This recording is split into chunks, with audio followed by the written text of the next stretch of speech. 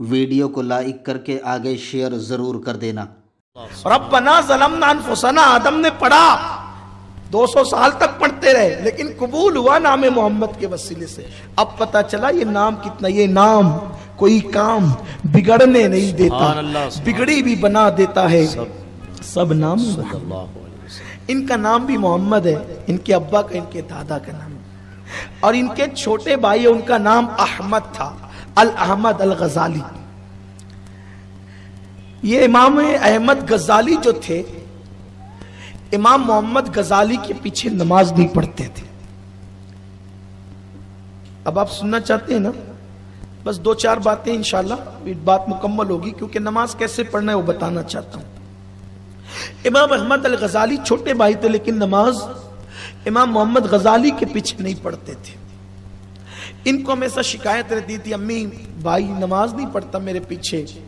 لوگ سوچیں گے نا کہ کچھ غلط دیکھا ہوگا اپنے بھائی کا، اس لیے نہیں پڑھتا ہے، لوگ شک میں پڑ جائیں گے، شکوک میں مبتلا ہو جائیں گے۔ امی اس سے کہو یہ نماز پڑھے۔ مانے گا بیٹا پڑھ لیا کرنا کبھی کبھی، نماز کبھی کبھی پڑھ لیا کر میرا بیٹا۔ امام احمد الغزالی کشف کی منزل پر فائز تھے، کشف کی منزل پر فائز تھے۔ امام محمد غزالی بھی کوئی چھوٹے موٹے آدمی نہیں تھے، یہ بہت بڑی شخصیت۔ اگر ان کی زندگی بتاؤں تو ابھی وقت ہوگا، کیونکہ ٹائم ختم ہونے کا ہے۔ امام غزالی نے کہا اللہ اکبر، اور اللہ اکبر کہنے کے بعد جب نماز شروع کی تو سورہ طلاق کی تلاوت شروع کی۔ اب جب سورہ طلاق کی تلاوت شروع کی تو طلاق کی جو آیتیں تھی اس کے معنی پر غور کرتے کرتے طلاق کے مسئلے میں الجھ گئے۔ نمازی میں 1 طلاق کا کیا، اور 2 طلاق کا کیا، اور 3 طلاق کا کیا، وہ سوچنے لگے۔ تو طلاق کے مسئلے پہ امام غزالی گم ہو گئے۔ انہوں نے نماز توڑی احمد غزالی صاحب نے، اور نکل گئے پہلی صف سے باہر۔ یہ بھی کوئی نماز ہے؟ نکل گئے۔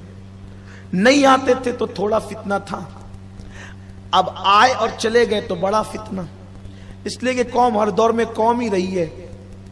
فتنہ باز لوگ تو رہے نا دنیا میں ہر وقت۔ گلستہ میں پھول کھلیں گے تو کانٹے بھی ساتھ ساتھ ہوں گے، کوئی نئی بات تو ہے نہیں۔ فتنہ ہونے لگا، یہ گئے بہت مایوس تھے، امی انہیں اس نے غضب کر دیا آج۔ کیا ہو گیا بیٹا؟ پہلے تو پڑھتا نہیں تھا، آج آیا اور نماز توڑ کے چلا گیا، اور یہ کہے گا کہ یہ بھی کوئی نماز ہے؟ مانے گا بیٹا ایسا کیوں کیا؟ کہا ماں ان سے پوچھو، جب انہوں نے نماز شروع کی نا تو طلاق کے مسئلے میں گم ہو گئے، طلاق کے مسائل پہ سوچنے لگے۔ تو میں نے سوچا جس نماز میں اللہ کا خیال نہیں، طلاق کی طلاق کا خیال ہے، اور غیر اللہ میں یہ الجھے ہوئے ہیں، تو پھر اس کی نماز کے پیچھے نماز کیسے پڑھوں؟ میں نے توڑ دی۔ تو کہا تو بڑا متقی بنتا ہے، تو تیرا تقوی کہاں گیا تھا؟ ارے یہ تو طلاق کے مسئلے میں الجھا تھا اور تو اس کے اندر الجھ گیا۔ تو کہاں خدا سے لگا تھا؟ تو کہاں خدا سے لگا تھا؟ اگر یہ طلاق میں الجھاتا تو تجھے خدا سے لو لگانی تھی۔ دونوں کام کے نہیں نکلے، ایک طلاق میں الجھ گیا اور ایک غزالی میں الجھ گیا۔ یہ تمہاری نماز ہوئی؟ تو دیکھو یہ بات ہے۔ لیکن سنو، آئیے اب جو دل سے نماز پڑھتے ہیں، ہماری جماعت کے بلکہ ہمارے مرشدوں میں ایک بہت بڑے بزرگ ہے، حضرت سیدنا شیخ حبیب عجمی، حبیب العجمی۔ ایک مرتبہ امام حسن بصری ان کے استاد اور پیر و مرشد گئے تھے ان سے ملنے۔ جب ان سے ملنے کے لیے گئے تو حضرت حبیب عجمی جس مسجد میں رہتے تھے اس مسجد میں اقامت ہو رہی تھی۔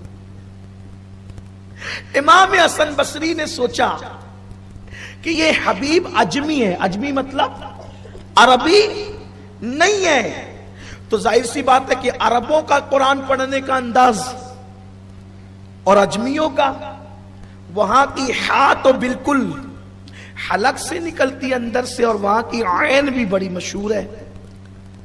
تو ایسے ہی عرب والے قرآن، اچھا قرآن پڑھنا چاہیے، اس کا حق ادا کرنا چاہیے، لیکن صرف زبان سے نہیں، کچھ دل میں بھی ہو۔